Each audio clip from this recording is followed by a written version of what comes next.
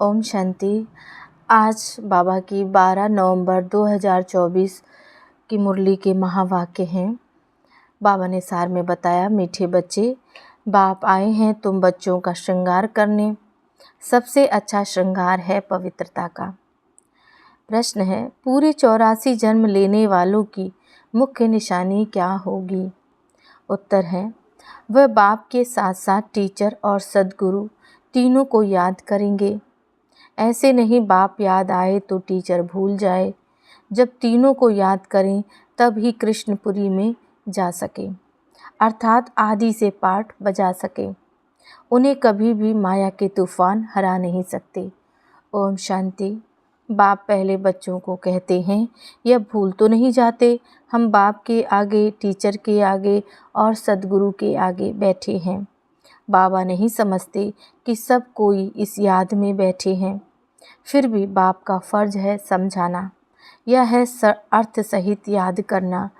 हमारा बाबा बेहद का बाप भी है, टीचर भी है और बरोबर हमारा सद्गुरु भी है, जो बच्चों को साथ ले जाएगा। बाप आए ही हैं बच्चों का श्रृंगार करने। पवित्रता से श्रृंगार करते आते हैं। धन भी अथाह है, धन देते ही हैं नई दुनिया के लिए। जहाँ तुमको जाना है, यह बच्चों को याद करना है। बच्चे गफलत करते हैं, जो भूल जाते हैं। वह जो पूरी खुशी होनी चाहिए, वह कम हो जाती है। ऐसा बाप को कभी मिलता ही नहीं। ऐसा बाप तो कभी मिलता ही नहीं। तुम जानते हो, हम बाबा के बच्चे ज़रूर हैं। वह हमको पढ़ाते हैं, इसलिए वह टीचर भी ज़रूर है। हमारी पढ़ाई है ही नई दुनिया के लिए, अमरपुरी के लिए। अभी हम संगम युग पर बैठे हैं। यह याद तो ज़रूर बच्चों को होनी चाहिए। पक्का पक्का याद करना है। यह भी जानते हो, इस समय कंसपुरी आसुरी दुनिया में है। समझो कोई को साक्षात्कार होता है, परंतु साक्षात्कार से कोई कृष्णपुरी उनकी डिनाइस्टी में जा नहीं सकेंगे। जा तब सकेंगे जब बाप, टीचर, गुरु तीनों को ही याद करते रहेंगे। यह आत्माओं से बात की जाती है। आत्मा ही कहती है, हाँ बाबा। बाबा आप तो सच कहते हो। आप बाप भी हो, पढ़ाने वाले टीचर भी हो। सुप्रीम आत्मा पढ़ाती है। लौकिक पढ़ाई भी आत्मा की शरीर के साथ पढ़ती है, परंतु वह आत्मा भी पतित तो शरीर भी पतित है। दुनिया के मनुष्यों को यह पता नहीं कि हम नरकवासी हैं। अभी तुम समझते हो, हम तो अब चले अपने वतन। यह तुम्हारा वतन नहीं है, यह है रावण का पराया वतन। तुम्हारे वतन में तो अथाह सुख है। यहाँ के लोग ऐसे नहीं समझते, हम पराये राज्य में आए हैं। आगे मुसलमानों के राज्य में बैठे थे, फिर कृष्ण के राज्य में बैठे। अभी तुम जानते हो, हम अपने राज्य में जाते हैं। आगे रावण राज्य को हम अपना राज्य समझ बैठे थे। यह भूल गए हैं, हम पहले राम राज्य में थे। फिर 84 जन्मों के चक्र में आने से रावण के राज्य में दुख में आकर पड़े। पराये राज्य में तो दुख ही होता है। यह सारा ज्ञान अंदर में आना चाहिए। बाप तो ज़रूर याद आएगा, परंतु तीनों को याद करना है। यह नॉलेज भी मनुष्य ही ले सकते हैं, जानवर तो नहीं पढ़ेंगे। यह भी तुम बच्चे समझते हो, वहाँ कोई बैरिस्ट्री आदि की पढ़ाई होती नहीं। बाप यहाँ ही तुमको माला माल कर रहे हैं, तो सब तो राजाएं नहीं बनते। व्यापार में भी चलता होगा, परंतु वहाँ तुमको अथाह धन रहता है। घाटा आदि होने का कायदा ही नहीं। लूट मार आदि वहाँ होती नहीं। नाम ही है स्वर्ग। अभी तुम बच्चों को स्मृति आई है, हम स्वर्ग में थे, फिर पुनर्जन्म लेते लेते नीचे उतरते हैं। बाप कहानी भी उन्हों की ही बताते हैं। 84 जन्म नहीं लिए होंगे तो माया हरा देगी। यह भी बाप समझाते रहते हैं। माया का कितना बड़ा तूफान है। बहुतों को माया हराने की कोशिश करती है। आगे चल तुम बहुत देखेंगे और सुनेंगे।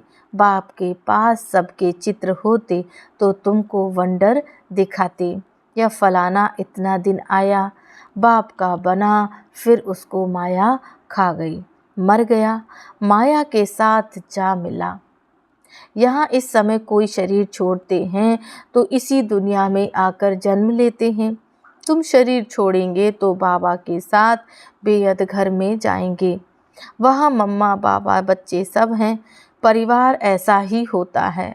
मूल वतन में बाप और भाई भाई हैं और कोई संबंध नहीं। यहाँ बाप और भाई बहन हैं, फिर वृद्धि को पाते हैं। चाचा मामा आदि बहुत संबंध हो जाते हैं। इस संगम पर तुम प्रजापिता ब्रह्मा के बनते हो तो भाई बहन हो।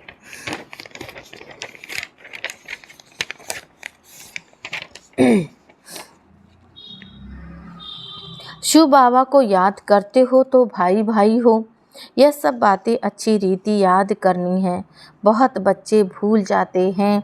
बाप तो समझाते रहते हैं। बाप का फर्ज है बच्चों को सिर पर उठाना। तब तो नमस्ते नमस्ते करते रहते हैं, अर्थ भी समझाते हैं। भक्ति करने वाले साधु संत आदि कोई तुमको जीवन मुक्ति का रास्ता नहीं बताते। वह मुक्ति के लिए ही पुरुषार्थ करते रहते हैं। वह है ही निवृत्ति मार्ग वाले। वह राजयोग कैसे सिखलाएंगे? राजयोग है ही प्रवृत्ति मार्ग का। प्रजापिता ब्रह्मा को 4 भुजाएं देते हैं तो प्रवृत्ति मार्ग हुआ ना। यहाँ बाप ने इनको एडॉप्ट किया तो नाम रखा ब्रह्मा और सरस्वती। ड्रामा में नूंद देखो कैसी है। वानप्रस्थ अवस्था में ही मनुष्य गुरु करते हैं।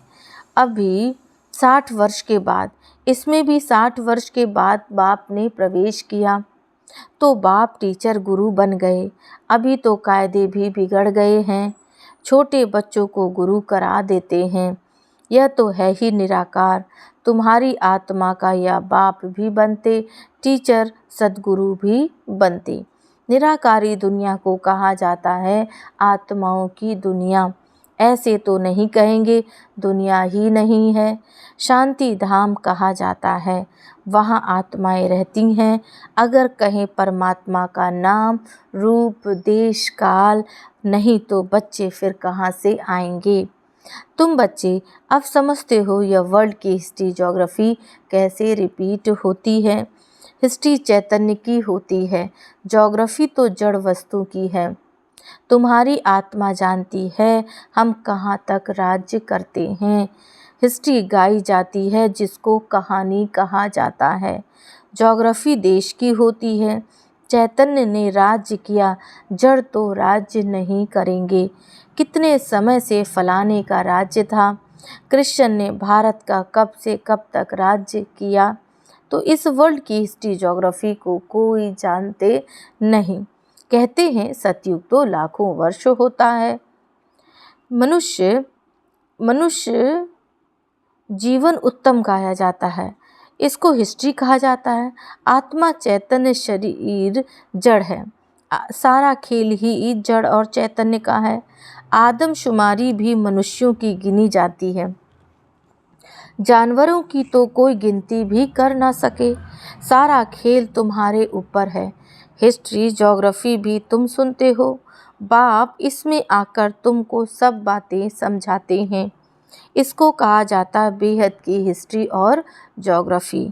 यह नॉलेज न होने के कारण तुम कितने बेसमझ बन पड़े हो। मनुष्य होकर दुनिया की हिस्ट्री ज्योग्राफी को ना जाने तो मनुष्य ही क्या काम का। अभी बाप द्वारा तुम वर्ल्ड की हिस्ट्री ज्योग्राफी सुन रहे हो। यह पढ़ाई कितनी अच्छी है। कौन पढ़ाते हैं? बाप। बाप ही ऊंच ते ऊंच पद दिलाने वाला है इन लक्ष्मी नारायण का। और जो उन्हों के साथ स्वर्ग में रहते हैं उन्हों का ऊंच ते ऊंच पद है ना। वहाँ बैरिस्ट्री आदि तो करते नहीं। वहाँ तो सिर्फ सीखना है। हुनर ना सीखें तो मकान आदि कैसे बने।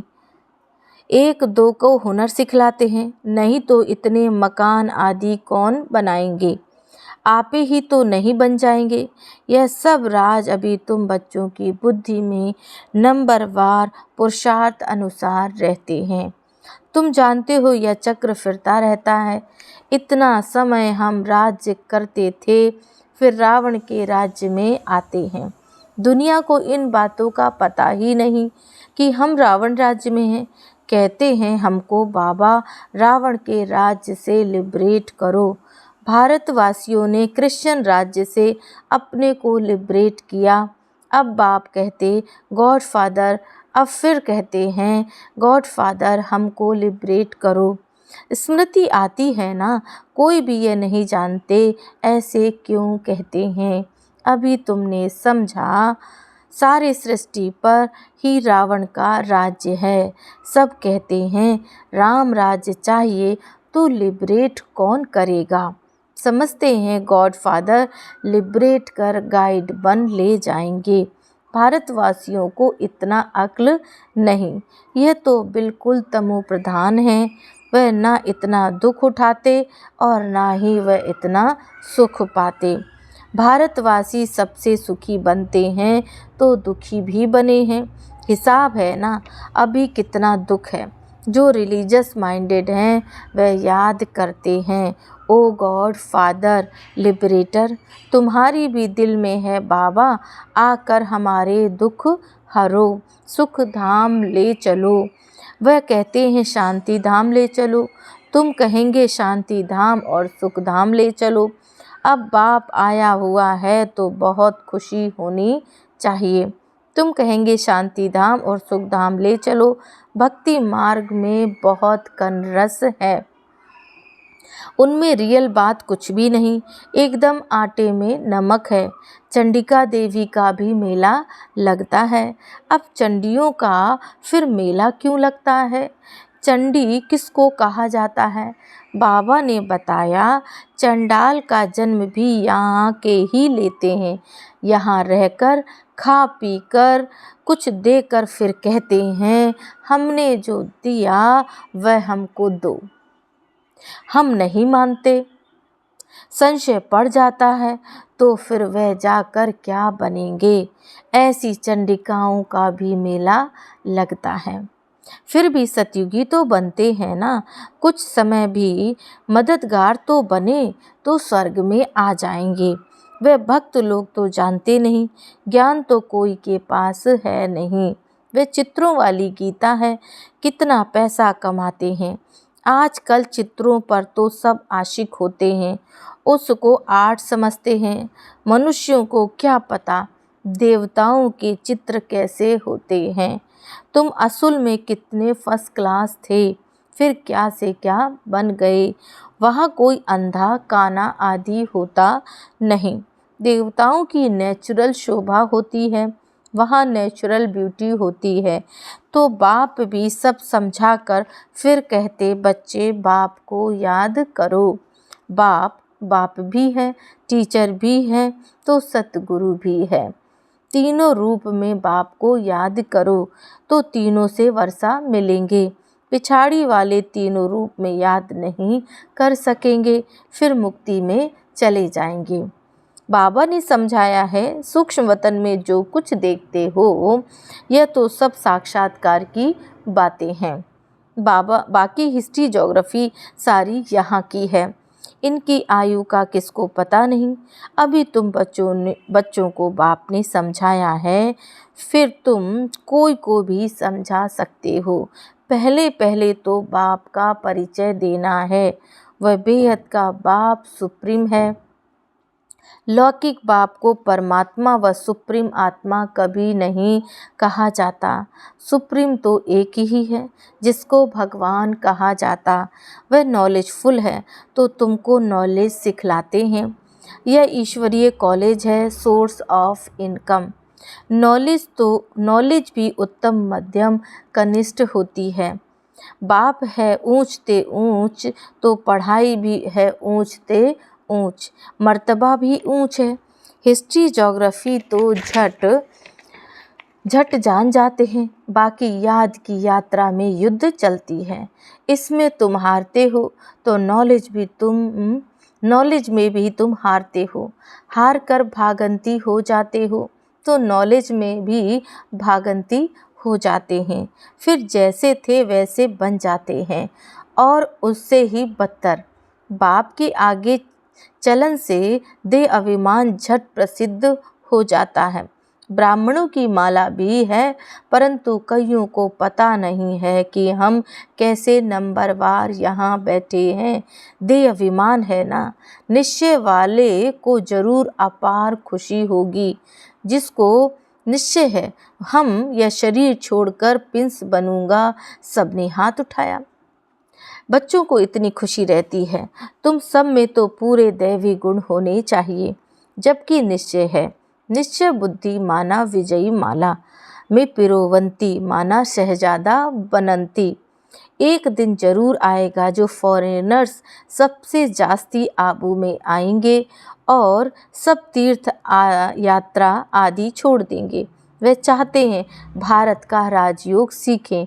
कौन है जिसने पैराडाइज स्थापन किया?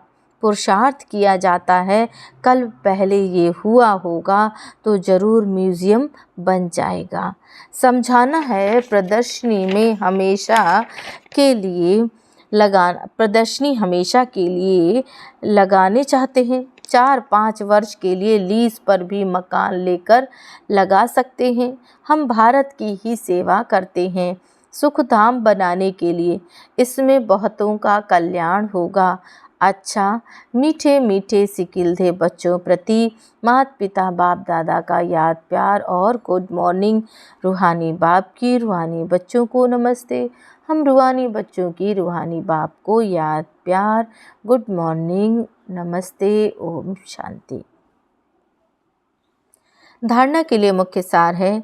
पहला पॉइंट, अपार खुशी में रहने के लिए सदा स्मृति रहे कि स्वयं बाप हमारा श्रृंगार कर रहे हैं। वह हमें अथाह धन देते हैं। हम नई दुनिया अमरपुरी के लिए पढ़ रहे हैं। दूसरा पॉइंट, विजय माला में पिरोने के लिए निश्चय बुद्धि बन दैवी गुण धारण करने हैं। जो दिया उसे वापस लेने का संकल्प कभी न आए। संशय बुद्धि बन अपना पद नहीं गंवाना है। वरदान, क्रोधी आत्मा को रहम के शीतल जल द्वारा गुणदान देने वाले वरदानी आत्मा भव। आपके सामने कोई क्रोध अग्नि में जलता हुआ आए, आपको गाली दे, निंदा करे, तो ऐसी आत्मा को भी अपनी शुभ भावना, शुभ कामना द्वारा, वृत्ति द्वारा, स्थिति द्वारा गुणदान या सहनशीलता की शक्ति का वरदान दो। क्रोधी आत्मा परवश है, ऐसी परवश आत्मा को रहम के शीतल जल द्वारा शांत कर दो। यह आप वरदानी आत्मा का कर्तव्य है। चैतन्य में जब आप में ऐसे संस्कार भरे हैं, तब तो जड़ चित्रों द्वारा भक्तों को वरदान मिलते हैं। स्लोगन है, याद द्वारा सर्व शक्तियों का खजाना अनुभव करने वाले ही शक्ति संपन्न बनते हैं। ओम शांति।